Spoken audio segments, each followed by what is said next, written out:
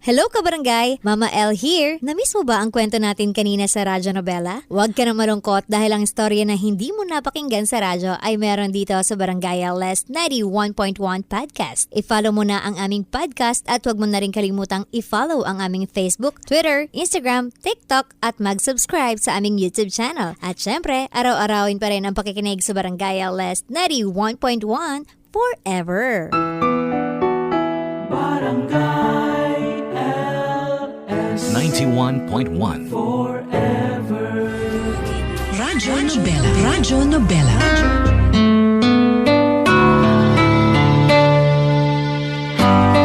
Sa kabila daw ng kahalagahan ng pera at dangal ng isang tao, masasabi nating walang makakapantay sa halaga ng karanasang magmahal at mahalin pabalik. Pero mga kabarangay, may iba't ibang anyo at hugis ang pag-ibig.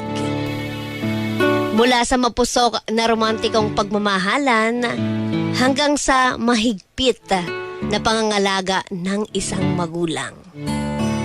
Ikaw, kabarangay, nakaranas ka na ba ng nakakasakal na klase ng pagmamahal? Sabay-sabay po nating tunghayan ang ating tampok na istorya ngayon sa ating programang Radyo Nobela na pinamagatahang Pusong Ina. Kasama ating kabarangay at ang ating letter sender na si Hailey. Radyo Nobela. Radyo Nobela.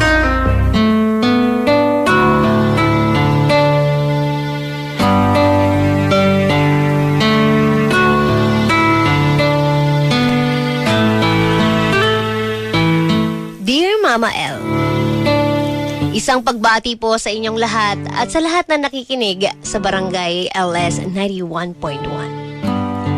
Ako nga po pala si Hailey, 31 years old, at nakatira po ako sa isang bayan sa Bulacan, kasama ang asawa at anak ko. May negosyo kami na isang finance lending company, at magkasama namin itong pinalago at pinatatakbo ng asawa ko.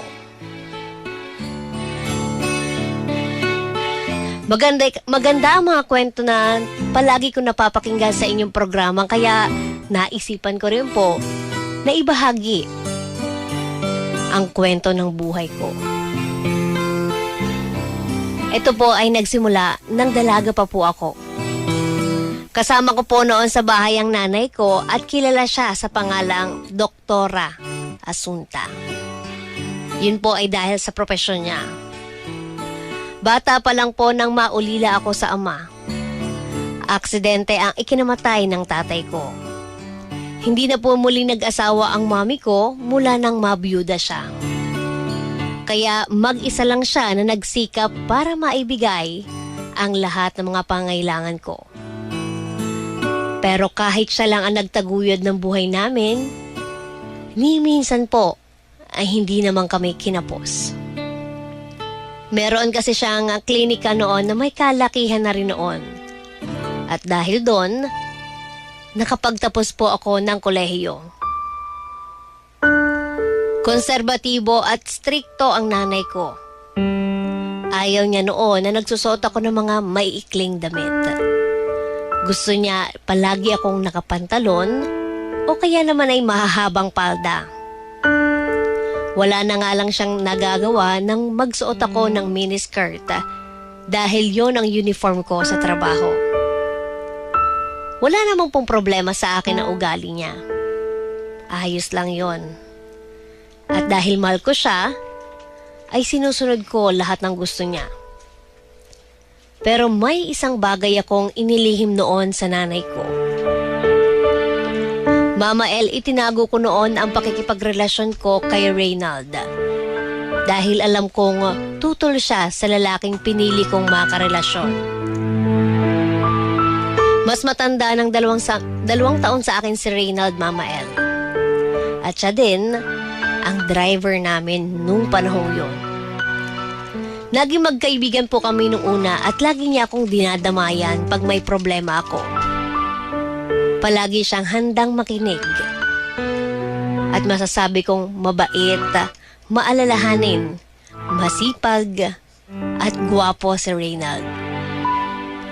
Siya po ang naghahatid sundo sa akin sa pinagtatrabahuhan kong malaking finance lending company sa Manila noon.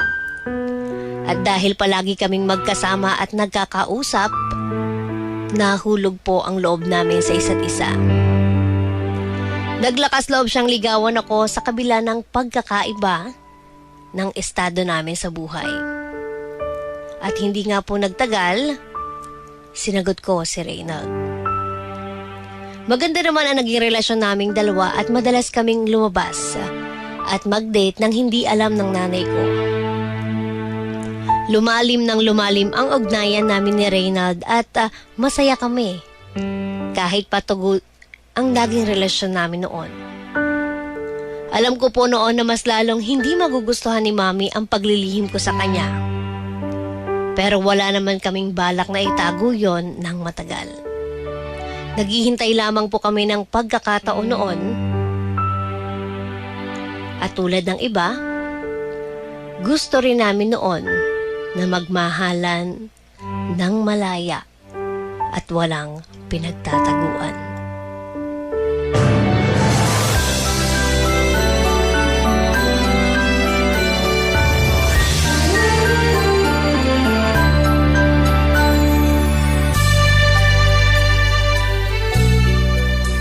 Mahal, magtatatlong oras na tayo dito sa hotel.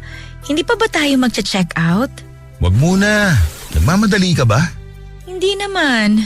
Kung ganun, pwede bang humirit kahit isang oras pa? Okay lang. Pero anong oras mo ba susunduin ng mami ngayon? Tumawag sa akin kanina, may pupuntahan daw siya. Tatawagan na lang daw ako. Okay. Mabuti kung ganon kasi mas marami tayong oras ngayon. Ay nga eh. Sana palaging ganito. Nawili ka naman. Syempre, masaya ako nakasama ka eh. Ikaw, masaya ka ba? Oo naman. Hindi mo na kailangang itanong yan, no? Sa bagay, kailan mo sasabihin to sa mami mo? Hindi ko pa alam eh. Nag-iisip nga ako kung paano. Okay, sige. Basta sabihan mo na lang ako kapag handa ka na. Alam mo naman, hindi pwedeng ganito na lang tayo. Kailangan din tumalaman ni doktora. Nakakahiya. Baka sabihin niya nananamantala ako. Gusto ko rin naman sabihin sa kanya. Bakit ikaw? Alam mo ba kung paano? Pwede natin siyang hayain kumain sa labas. Tapos ako na magsasabi sa kanya ng tungkol sa atin. Pwede. Kaya lang nag-aalala talaga ako eh. Baka pag nalaman to ni Mami, paghiwalayin niya tayo. Huwag mo kasi pangunahan. Negatibo kagad yung iniisip mo eh. Huwag mo inuhusgahan yung mami mo. Sinasabi ko lang naman yung totoo. Kailan ba natin siya aayain kumain sa labas kung sakali? Bukas! Bukas? Bukas na talaga? Sigurado ka? Oo! Palagi naman ako nakahanda eh. Ikaw lang naman yung may ayaw. Huwag ka kasi mag-alala. Kahit anong mangyari, ipaglalaban kita.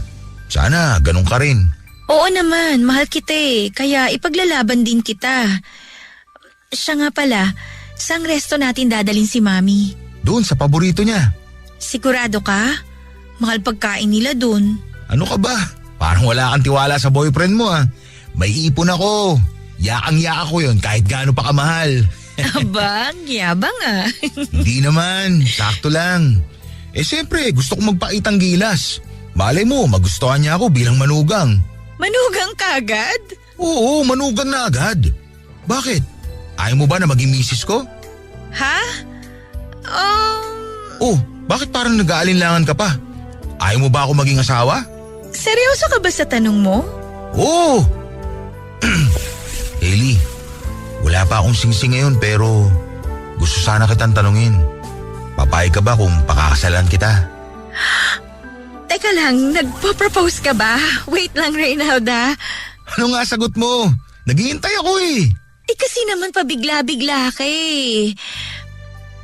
Pero sige na nga, oo na. Oo na yung sagot ko. Magpapakasal ako sa'yo. Kahit tsaka na lang yung singsing. Talaga, mahal? Akala ko tatanggihan mo ako. Salamat talaga. Sobrang saya ko. Ano ka ba?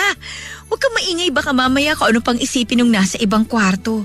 Pag-isipan pa tayo na may ginagawang kababalaghan dito. Kanina pa naman talaga tayo may ginagawang kababalagan ah. Ikaw talaga napakaloko mo. At dahil masaya ako, pwede bang isa pa? Ang landi nito. Sa kakaganyan mo baka mamaya mabuo na natin si Baby Uno. Gusto ko yan ha. Pag mag-asawa na tayo, ilan ba gusto mo maging anak? Gusto ko 3 o kaya 5. Mas masaya siguro kung malaking pamilya. Ano sa tingin mo? Masaya nga siguro yung ganun karami. Sa totoo lang, hindi ko alam kung masaya yun. Nag-iisa lang kasi akong anak ng mga magulang ko. Pero kasama ko naman sa paglaki yung pinsan ko. Ang saya nga kapag naglalaro kami at puro kalokohan yung ginagawa namin noon. Yun din ang gusto kong maranasan ng mga anak natin. Hindi tulad sa akin na mag-isa lang. May kaya nga pero malungkot naman. Hayaan mo na. Isipin na lang natin ngayon yung magiging kinabukasan natin. Pangako ko sa'yo, magsisikap ako ng todo para sa pamilya natin. Hindi ko kayo pababayaan. Magiging masaya rin tayo palagi. Promise yan ha. O ano pang hinihintay natin? Pasko? Anong ibig mo sabihin? Umpisahan na natin gawin si Baby Uno. Naku, wag mo ko inahamon. Game ako dyan.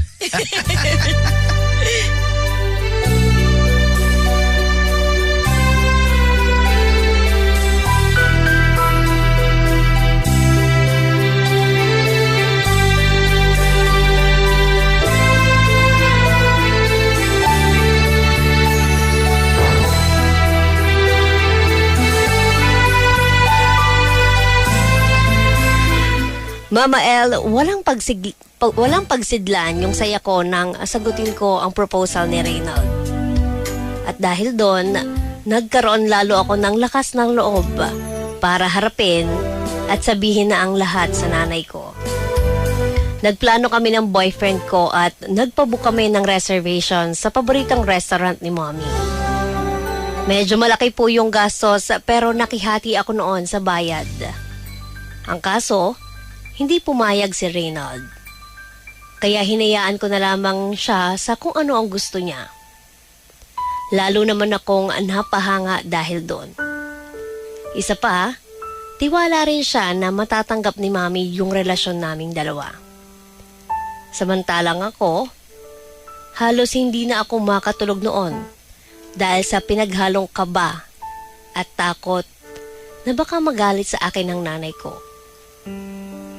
Pero kinabukasan lang, kung kailan nakahanda na ang lahat, para sa sorpresa namin, ay saka naman dumating ang best friend ni Mami kasama ang anak nitong binata na tawagin na lang natin sa pangalang Mark. Panay ang puri niya sa lalaking yon at sabi niya, bagay daw kami. Kasi gwapo ito at mukhang metikuloso. Top-notcher din ito sa bar exam at isang ganap na abogado. At tulad namin, maganda rin ang estado sa buhay. Tuwang-tuwa naman ang best friend ni Mami sa mga papuri niya sa anak nito at sa mga ayon ito, nabagay nga kami ng anak niyang si Mark. Hindi po ako naging komportable sa usapan nilang yon. Pero hindi naman ako natakot na ipakita kay Mark na hindi ko ito gusto. Hanggang sa mabagot na lamang ako sa kahihintay na matapos ang pag-uusap na yon. Malapit na kasi ang oras ng hapunan na pinareserve namin. Nakahanda na ang lahat at masama ang loob ko dahil naisip ko noon na baka hindi na naman kami matuloy. Kung kailan naman may lakas na kami ng loob na aminin sa nanay ko ang tungkol sa relasyon namin ni Reynald, ay saka pa nataon ang pagbisita ng kaibigan ni Mami. Hanggang sa hindi na nga natuloy ang plano naming dinner.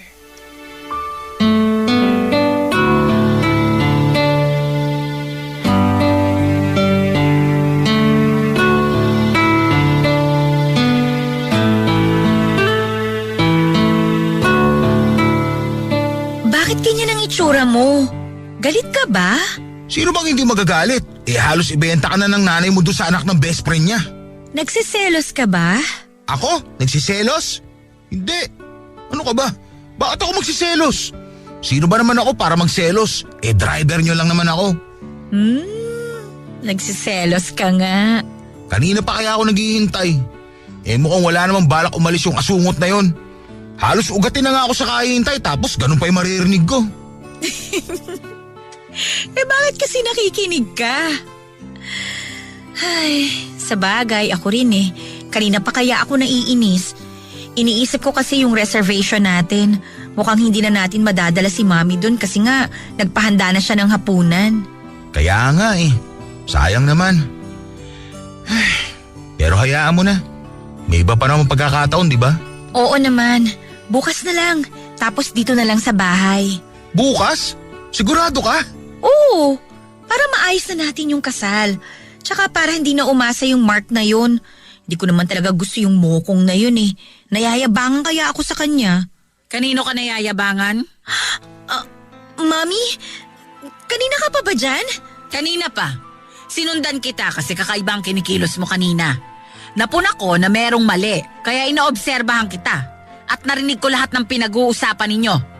Kailan pa to, ha? Kailan nyo pa ako pinagmumukhang tanga? Mami, sorry. Sasabihin naman talaga namin sa inyo eh. Sasabihin? Sa tingin mo matutuwa ako sa ginagawa mong to, Hailey? Natatakot po kasi ako.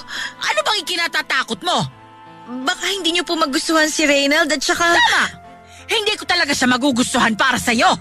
Hindi ka ba marunong pumili ng lalaki? Mami, mahal ko po siya. Mahal? Inuuto ka lang ng lalaking yan. Tapos naniwala ka naman. Ma'am, mawalang galang na po Pero mahal ko po ang anak nyo. Bastos! Hindi kita kinakausap, kaya huwag kang sumasagot!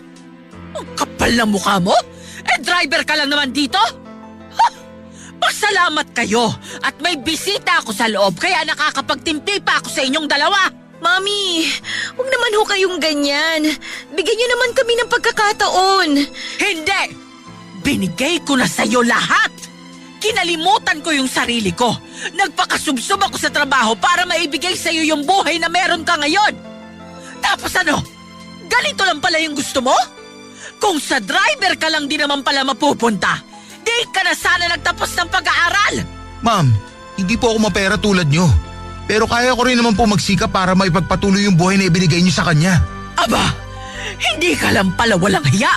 Hambog ka rin. Saan mo kukunin yung ipambubuhay mo sa anak ko? Sa pagiging driver?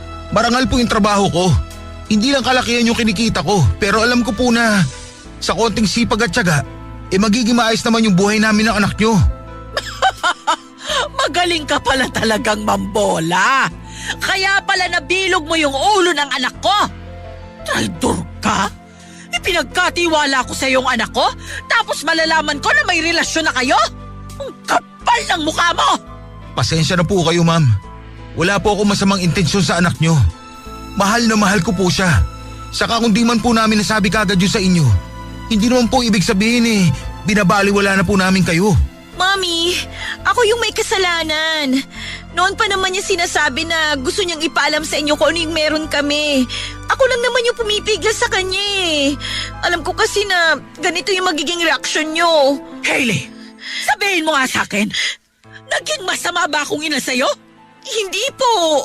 Kung hindi, ba't pinag-iisipan mo ako ng masama?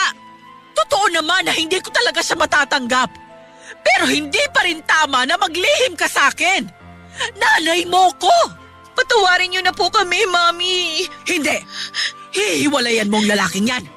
Pera lang ang habol niyan sa'yo. Sobra na ho yung pang-iinsulto nyo sa akin. Hindi ko kailangan ng pera nyo.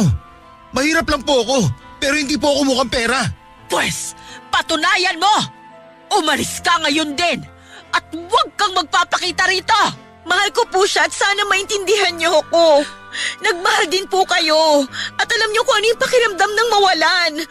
Ayoko maranasan yun. Kaya sorry, Mami. Mahal, sasama ako sa'yo. Wag! Wag! Wag kang umalis! Mami! Doktora! Mami! Mami, ano nangyayari? Mami!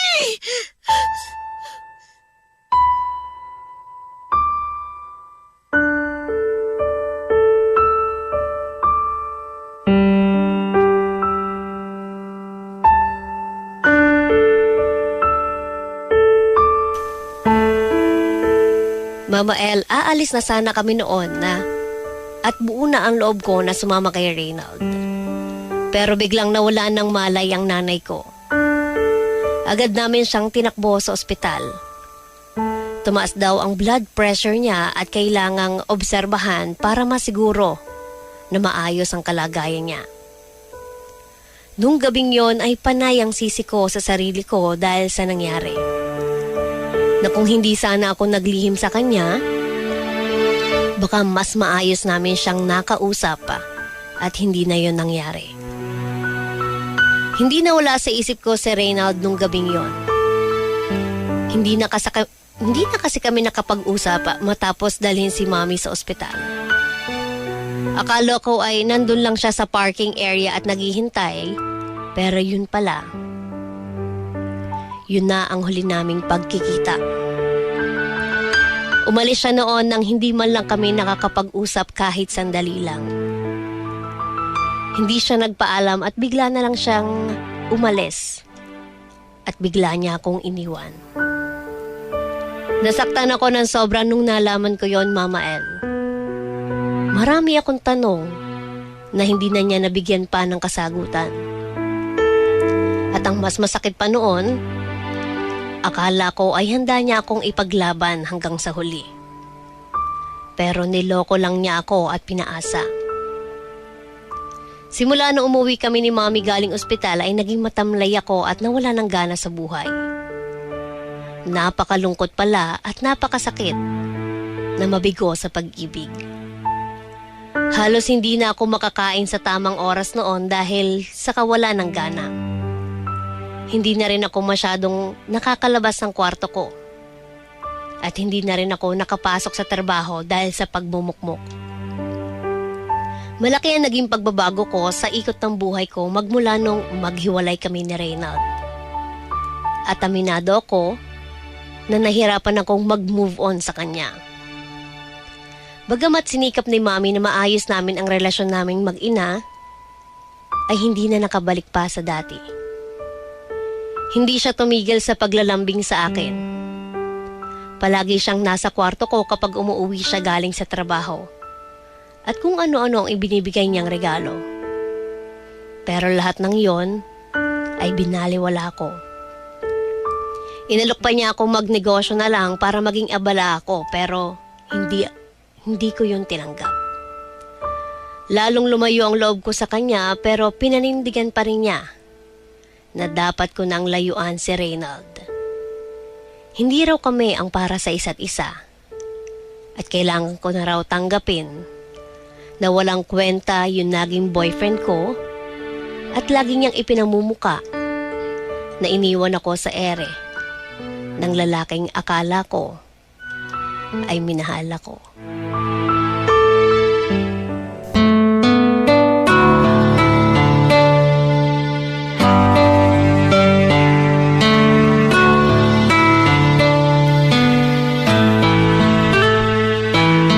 Mama El, halos isang buwan na rin noon mula nang umalis si Reynald. Masakit pa rin isipin yung ginawa niya sa akin. Hindi na talaga siya nagpakita o nagparamdam man lang. Nawala na lang siya na parang bula. Unti-unti akong nagtanim ng galit sa kanya noong mga panahong yon. Kinamuhian ko siya ng sobra at sinubukan kong kalimutan siya. Hanggang sa may mapansin ako na pagbabago sa katawan ko. Bukod kasi sa delayed ako ng 2 buwan, ay napapadalas na rin ang mood swings ko noon. Madalas na rin akong natatakam sa mga maaasim na prutas at kung ano-anong pang pagkain. At dahil ilang beses na rin may nangyari sa amin ni Reynald, ay minabuti ko nang gumamit ng pregnancy kit. At hindi nga ako nagkamali. Nang makita ko ang resulta na buntis nga ako. Halo-halo ang emosyong nararamdaman ko ng mga sandaling yon. Parang ang sakit isipin na walang kikilalaning ama ang anak ko sa paglaki niya. Umiyak ako nang umiyak noon, Mama El. Mabuti na lang at palaging nakaalalay sa akin ng yaya ko. na kung hindi dahil sa kanya ay baka bumigay na ako sa mga pagsubok at sakit na naranasan ko. Si Yaya po ang palaging nakikinig sa lahat ng mga reklamo ko sa buhay simula nung bata pa ako. Siya ang nagpalaki sa akin at itinuring ko na ring pangalawang ina. Mabait siya at maunawain na nakabaliktaran naman ng nanay ko. Parang nagkaroon ako ng kakampi sa katauhan ni Yaya. At sa ikalawang pagkakataon, ay naglihim ako kay Mami. Itinago ko sa kanya ang totoong kalagayan ko. Inisip ko kasi na hindi rin naman niya yon maiintindihan. Hindi ko na siya magawang pagkatiwalaan mula noong tinanggihan niya at ininsulto ang relasyon namin ni Reynald. Kaya tuwing nagpapatingin ako noon sa doktor para sa prenatal check-up ko, ay si Yaya lang ang isinasama ko. Siya lang ang pinagkakatiwalaan ko at wala nang iba, Mama El.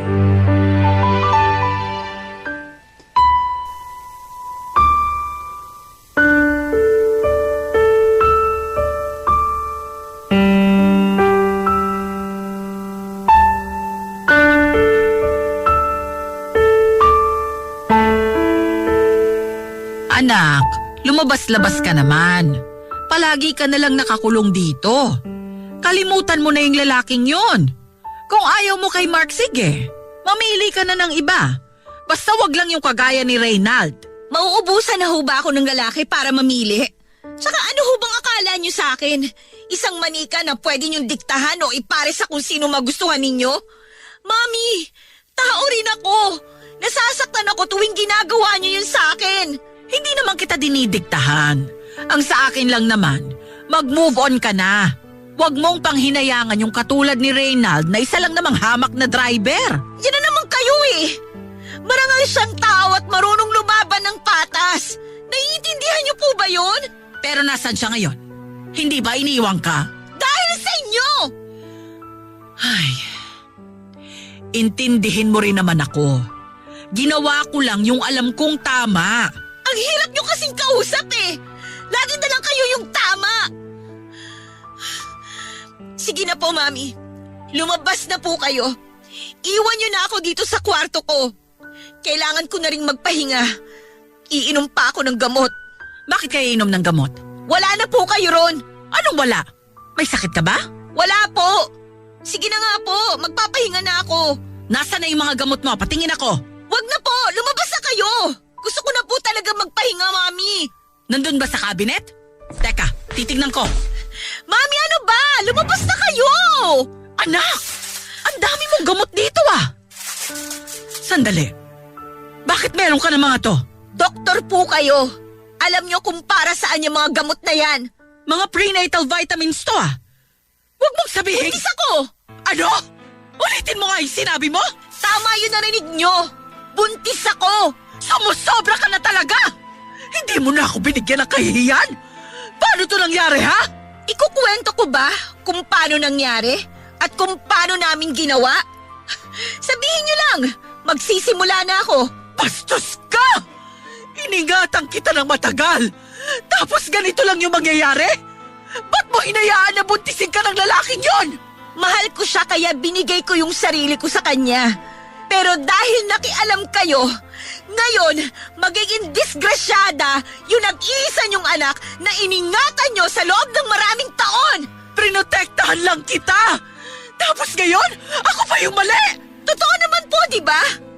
Yung pagprotekta niyo sa akin, wala na sa lugar yun eh. Buti sana kung teenager pa ako, Mami eh. Pero naman, 27 na ako. Ako na yung dapat na nagdedesisyon para sa sarili ko. Pero na ba talaga kalaki yung pagkukulang ko para magkaganyan ka? Alam niyo ho ang sagot dyan sa mga tanong niyo. Sinayang mo lahat! O ngayon, anong plano mo ha? Magiging disgrasyada na lang? Hahanapin ko po si Reynald. Sino namang may sabi sa'yong papayagan kita? Hindi ka pa rin papayag? Kung gusto niyo may managot sa pagbubuntis ko, hayaan niyo ako na sumama kay Reynald. Hindi pwede! Bakit, Mami? Kayo na naman ba yung dapat na masusunod? Hindi mo naman siguro gugustuhin kung ipapalaglag natin ang dinadala mo, di ba? Nahihibang na ba kayo? Ikaw yung nahihibang! Masyado nang nilaso ng driver na yun ang isipan mo! Anong klase kang ina?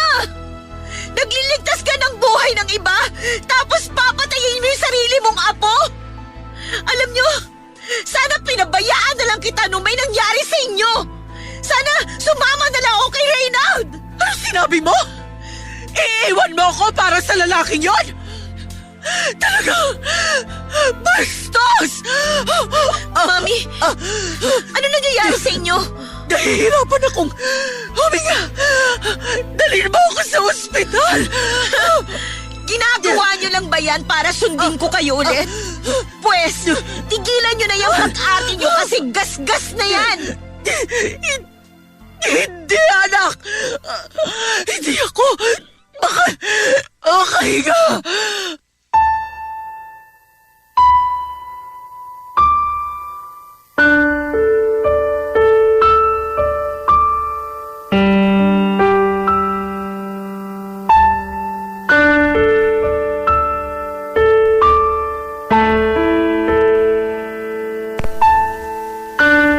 Mama El, sa sobrang sama ng loob ng nanay ko, o sa sobrang sama ng loob ko sa nanay ko noon, hindi ako makapaniwala sa lahat ng mga sinabi niya.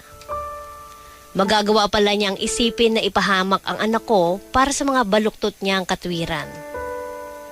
Hindi ko alam kung ano ang nangyari noon sa kanya at itinakbo siya sa ospital nang mapagtanto kong hindi naman talaga siya nag-iinarte. Hindi po pala talaga siya makahinga noon. Pero habang nasakyan kami, papunta sa ospital, ay hindi ko akalain na may masasabi pa siya na nagdulot ng takot sa akin. Balak daw niyang ipaampon yung bata pagkatapos kong manganak. Noong una ay sinakyan ko lamang ang gusto niya sa pag-aakalang hindi naman siya seryoso doon. At dahil sa sinabi ni Mami ay kinausap ko si Yaya para bantayan ang nanay ko. Lalo na kapag nakapanganak na ako. At kung sakali na ngang ipapaampon ang bata ay gusto kong malaman kung saan ito dadalhin dahil may nabuo na po akong plano noon. Kukunin ko ang anak ko at lalayo kaming dalawa. Lumipas nga ang 9 na buwan at sumalang na ako sa isang operation. Tumaas ang blood pressure ko habang nanganganak. At sabi nila, kinailangan ko daw sumailalim sa emergency C-section dahil may sintomas ako ng pre-eclampsia at maaaring manganib ang buhay naming mag-ina.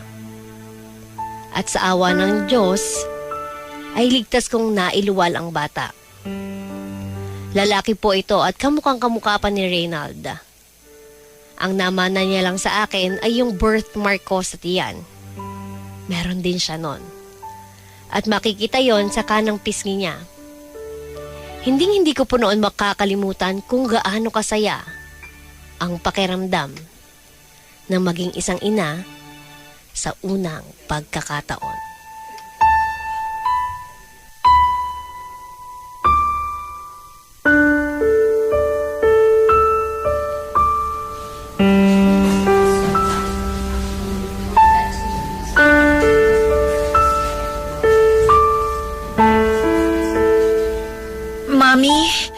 Mami, gising!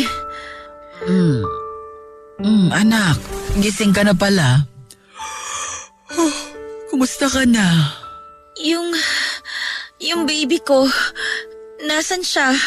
Saka na natin yan pag-usapan. Magpahinga ka na muna, anak. Tinuloy niyo pa rin ba yung plano niyo? Akala ko ba tapos na tayo sa usapang to? Pumayag ka naman, di ba? Bakit ako papayag sa kawalang hiyaan na yon? Anong ginawa niyo sa anak ko? Ibalik niyo siya sa akin. Parang awa niyo na, Mami. Hindi pwede. Pinaampon ko na siya. Hindi na pwedeng bawiin. Bakit niyo yung ginawa? Hindi man lang ba kayo naawa? Alam kong masakit to, pero makakalimutan mo rin yung anak mo. Ibalik niyo siya sa akin. Anak ko yon. Hindi kayo ang dapat na magdesisyon para sa kanya.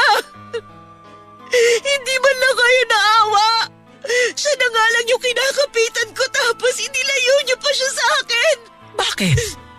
pa ba ako sapat para sa'yo? Ayoko sa inyo! Wala na kayo sa tamang pag-iisip! Nasa tamang pag-iisip pa ako, Hailey. Hindi! Wala na kayo sa katinoan! Yun ang totoo! Anak, bakit ba ang sama-sama ng tingin mo sa akin? Kapakanan mo lang naman ang iniisip ko. Nagpapakananay lang ako sa'yo. Hindi totoo yan kasi makasarili kayo! Ayaw niyo ako mawala sa inyo! Pero inilayo niyo sa akin yung anak ko! Kalimutan mo na yung batang yon.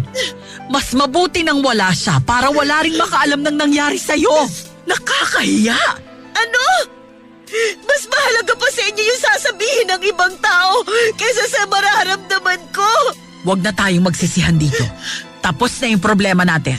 Tapos na sa inyo! Pero sa akin, nagsisimula pa lang! Hindi ko kailangang humingi ng tawad sa'yo. Kung meron mang dapat sisihin sa lahat ng nangyari, ikaw yon. Aalis ako at lalayo na ako sa inyo. Kaya sabihin niyo kung saan niyo dinala yung anak ko. Hindi. Hindi mo ako pwedeng iwan. Anong hindi? Ha? Pwede ko kayong iwan. Kasi kinamumuhian ko kayo. Kung pwede ko lang kayong itakwil bilang magulang. Alam niyo matagal ko nang ginawa. Sige, magalit ka kung gusto mo. Pero wala na tayong magagawa. Wala na yung baby. Hindi mo na makikita. Wala talaga kayong konsensya. Sabihin mo na lahat ng gusto mong sabihin. Wala na akong pakialam. Hintayin niyo makalabas ako dito. Ipapakulong ko kayo. Kahit karma, hindi ko kinatatakutan. Kaya wag mo akong subukan. Napakatigas ng puso niyo.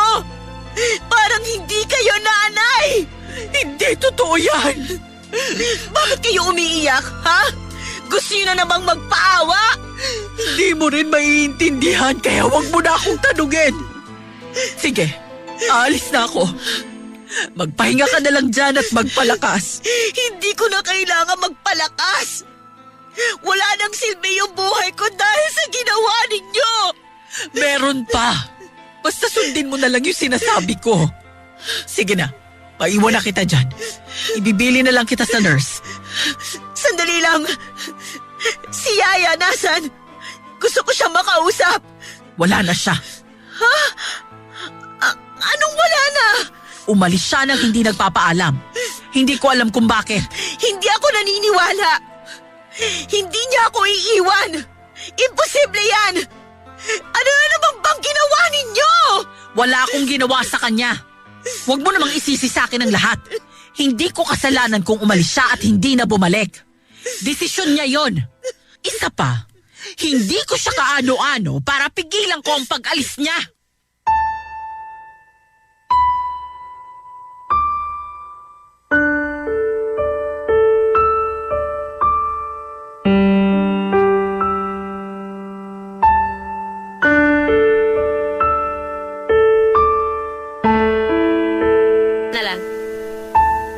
Mama El, hindi pa man ako nakakabawi sa sinabi ni Mami ay nadagdagan agad ng pag-aalala sa kalagayan ni Yaya. Naisip ko kasi na baka nahuli siya ni Mami na pinakiusap ko sa kanya.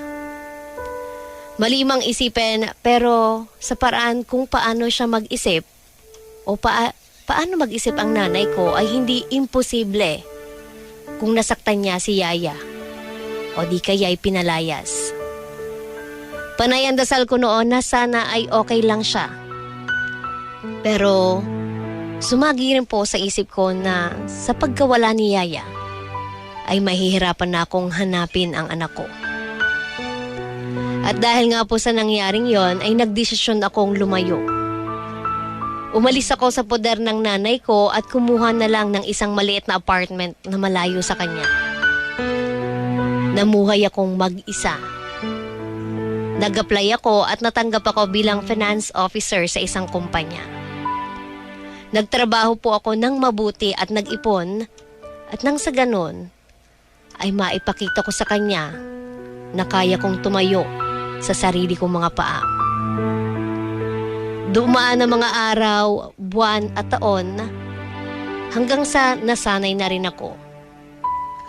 Masaya kasi ako noon na noon ko lang naramdaman ang mabuhay ng malaya. Na pwede na akong manamit sa paraang gusto ko at nakakalabas na rin ako kung kailan ko gusto. Wala na yung pakiramdam na parang palaging may nagbabantay at naninita kapag nagkamali ako. Pero sa kabila ng lahat ng kasiyahang iyon ay ang lungkot na nararamdaman ko sa tuwing naaalala ko ang anak ko. At hindi ko pa rin alam kung saan dinala ni Mommy. Sobra akong nangulila sa kanya at halos gabi-gabi pa rin akong umiiyak. 4 na taon na rin kasi ang nakakalipas mula nang mawalay sa akin ang anak ko, Mama El. Hanggang sa nagpasya na lang akong suyurin lahat ng bahay-ampunan sa Metro Manila. Sa pagbabaka sakaling makikita ko siya roon. Hindi ko rin akalaing magagawa ko yon. Nakakapagod, pero tiniis ko yon kahit walang kasiguraduhan ang ginagawa ko. Pero sa kasamaang palad, hindi ko po siya nahanap. Palagi kong tinatawagan si Mami sa tuwing nabibigo ako. Pinapaamin ko siya kung saan niya dinala ang anak ko. Pero nananatiling tikom ang bibig niya.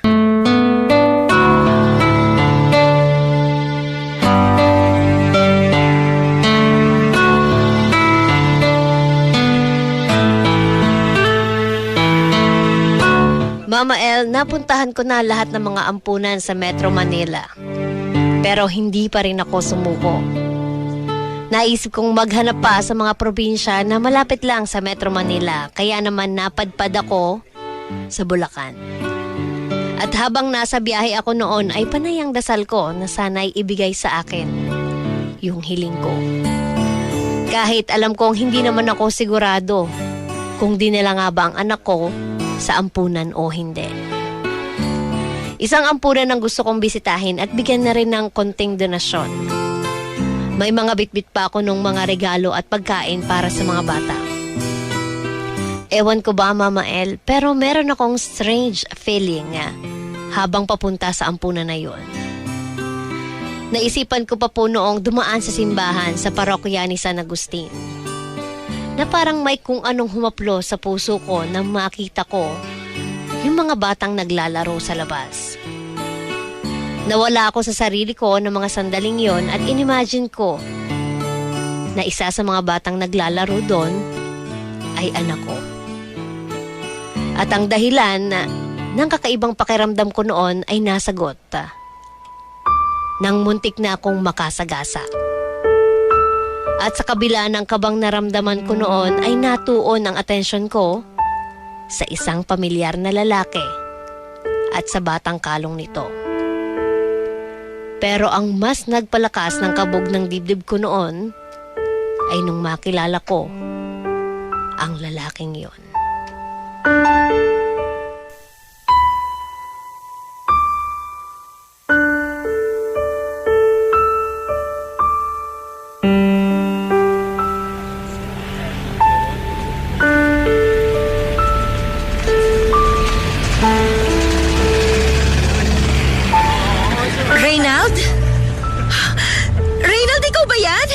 Hailey?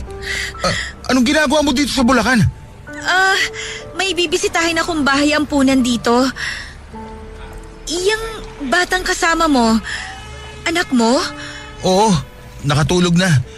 Medyo napagod sa paglalaro doon sa park. Sige mauna na ako.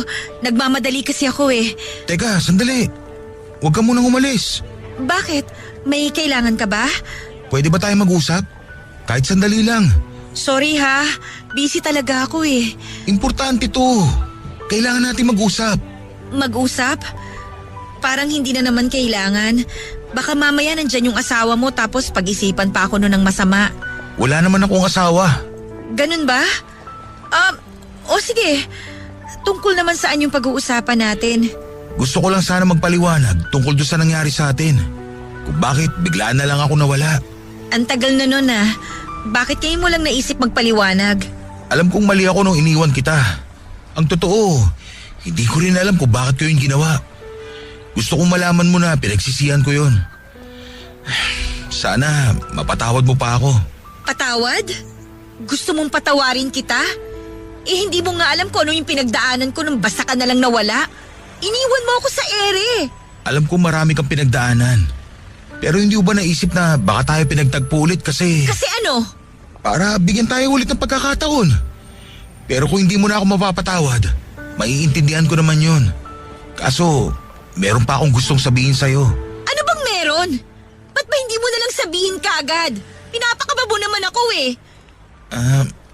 Itong batang karga ko, anak natin siya. Ano? Paano nangyari yun? Yung yaya mo, siya yung tumulong sa akin.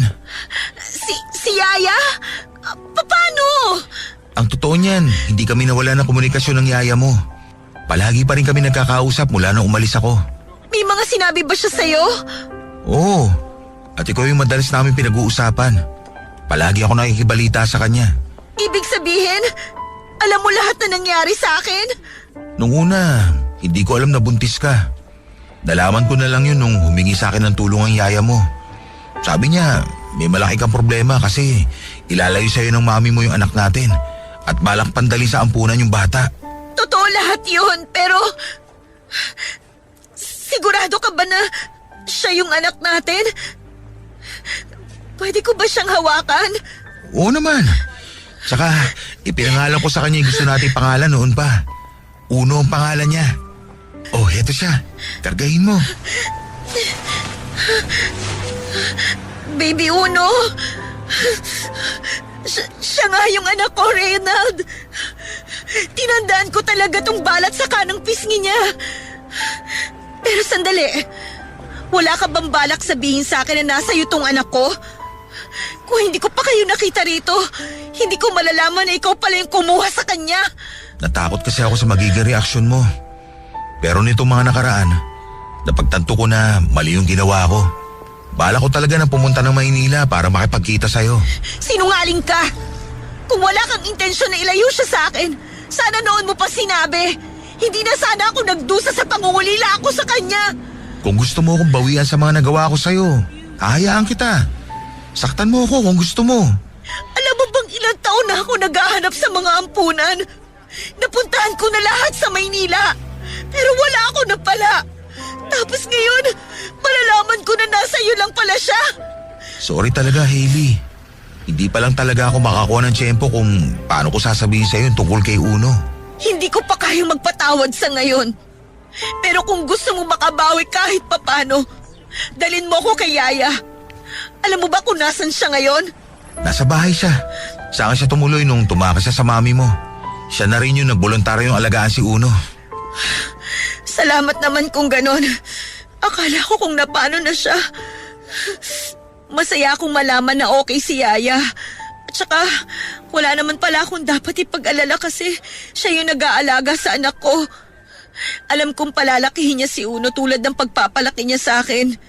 At higit sa lahat, siya talaga yung may pusong ina na kayang magmahal ng walang kondisyon.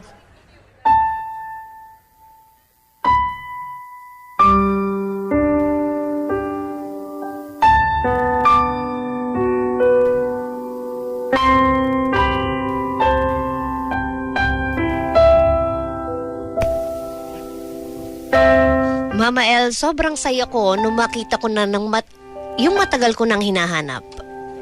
Hindi lang yakap, kundi maraming halik ang iginawad ko sa anak kong si Uno. Doon nagtapos ang 4 na taon kong paghihirap sa paghahanap sa kanya. At hindi ko po akalain noon na masasagot agad yung panalangin ko sa parokya ni San Agustin.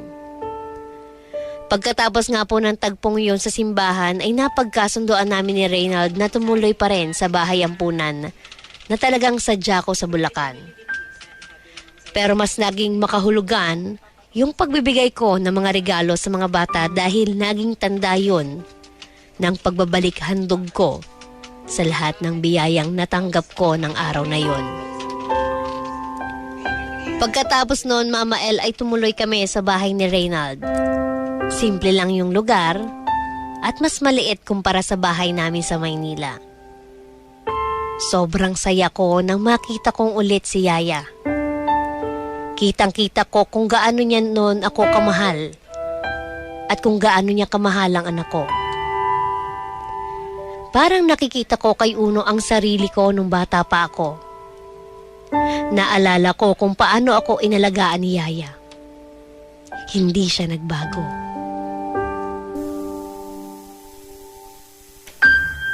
At gaya ng inaasahan ko, medyo naging emosyonal yung muli naming pagkikita. Akala nga raw niya ay magagalit ako dahil sa ginawa niyang pagkuha kay Uno. Pero hindi naman yon ang nangyari. Sa halip na magalit ay pinasalamatan ko pa siya ng mga sandaling yon. Pinag-usapan naming tatlo ang lahat ng mga nangyari. At dahil doon, nabuksan ang puso't isipan ko sa katotohanan. Naalaman pala talaga ni Mami ang tungkol sa plano namin kaya walang choice si Yaya kundi humingi ng tulong kay Reynald. Nagtulungan silang dalawa para maitakas si Uno bago pa ipaampon. At matapos ang kwentuhang yon ay nagkaayos kaming lahat at nagkapatawaran pa rin. Pakiramdam ko noon ay nagkaroon ako ng pamilya. Pero bago matapos ang sandaling yon, ay may natanggap akong tawag mula sa hindi kilalang numero na siyang naging dahilan ng agaran kong pagbalik sa Maynila. Kasama ang mag-ama ko.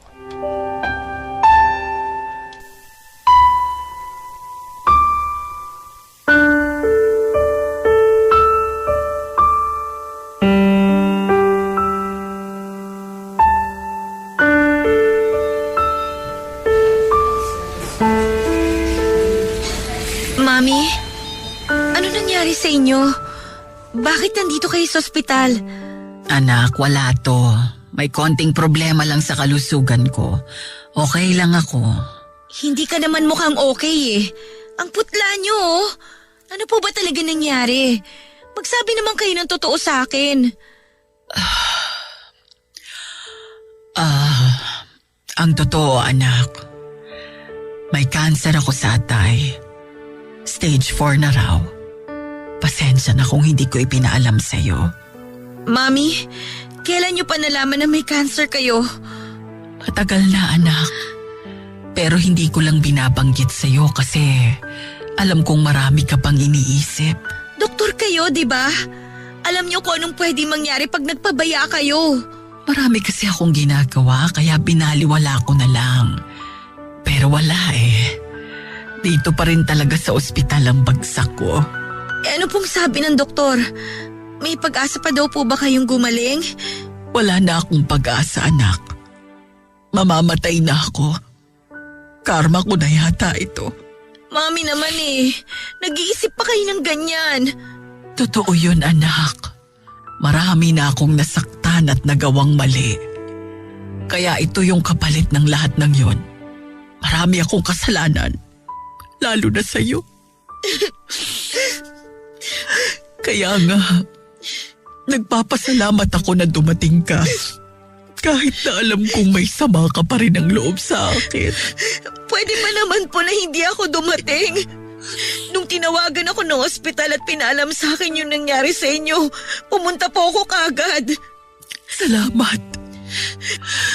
Gusto ko kasing humingi ng tawad sa'yo bago man lang ako mawala. At saka, mayroon din akong aaminin sa'yo. Ano po yun, Mami? Nawala sa akin yung baby mo. Sana, sinabi niyo na lang kaagad yung totoo. Ang tagal kong hinanap sa mga ampunan yung anak ko.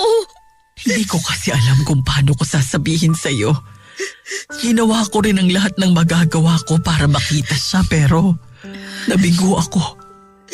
Kaya sana, mapatawad mo pa ako, anak.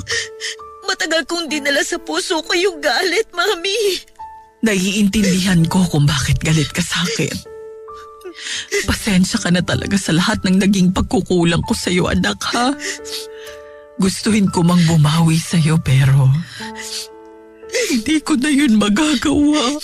Pinapatawad ko na kayo, Mami. Kalimutan na natin lahat yun. Magsimula po ulit tayo. And this time, kasama na natin si Uno. Sinong Uno? Siya po yung apo nyo. Nahanap ko na po siya. Saan mo siya nahanap? Sa Bulacan po. Kasama po si Reynald. Mami, nandito po sila. Gusto mo ba silang makita? Kung pwede sana. Sige po. Saglit lang po Pupuntahan ko lang sila. Andun po sila sa labas nitong kwarto.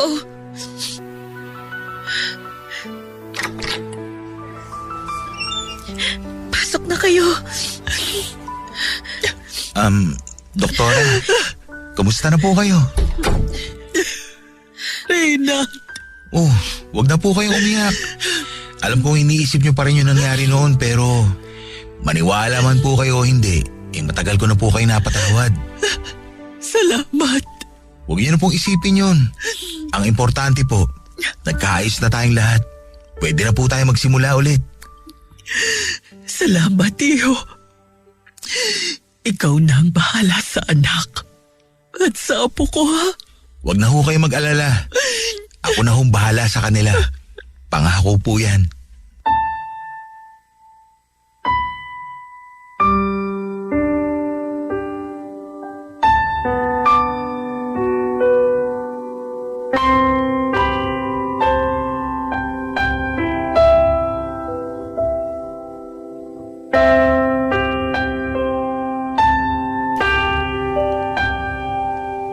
Mama El, ilang araw lang matapos naming magkapatawaran ay tuluyan ng binawian ng buhay si Mommy. Masakit ang mga pangyayaring yon sa buhay ko. Pero siguro nga, marami siyang naging kasalanan sa akin pero hindi naman po noon napawi ang pagmamahal ko para sa kanya. Marami pa rin akong dapat ipagpasalamat at isa na ron yung pag-aalaga niya at pagmamahal niya sa akin bago pa kami magkasira. Iba man ang ipinakita niyang paraan ng pagmamahal, alam ko sa sarili ko na ako yung pinakamahalagang yaman na kanyang iningatan. Kaya bilang ganti, ay ginawa kong mahusay yung responsibilidad ko bilang anak kahit sa huling pagkakataon na lamang. Binigyan ko po siya ng maayos na lamay at disenteng libing. Malungkot. Pero sa kabilang banda ay nagpapasalamat pa rin ako dahil nagkaroon pa kami ng konting oras para magkaayos. Bagamat si Mami yung dahilan kung bakit kami naghiwalay ng taong mahal ko, ay siya rin ang nakapag-ayos sa aming dalawa. Sa ngayon, Mama El, ay kasal na kami ni Reynald. Doon kami ikinasal sa simbahan ng San Agustin.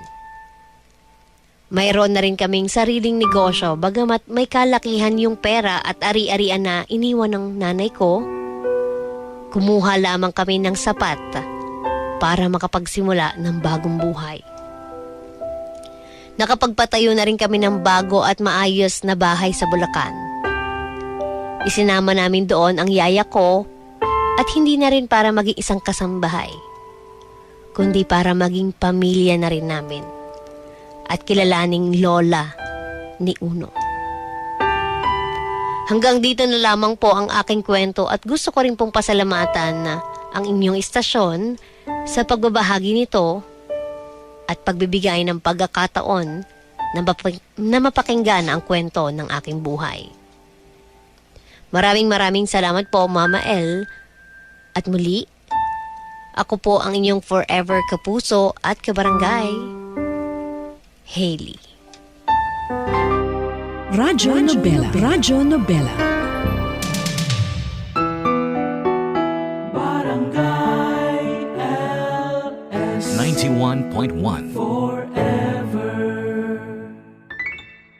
Hello kabarangay! Mama L here! Namiss mo ba ang kwento natin kanina sa Radyo Nobela? Huwag ka na malungkot dahil ang istorya na hindi mo napakinggan sa radyo ay meron dito sa Barangay LS 91.1 Podcast. I-follow mo na ang aming podcast at huwag mo na rin kalimutang i-follow ang aming Facebook, Twitter, Instagram, TikTok at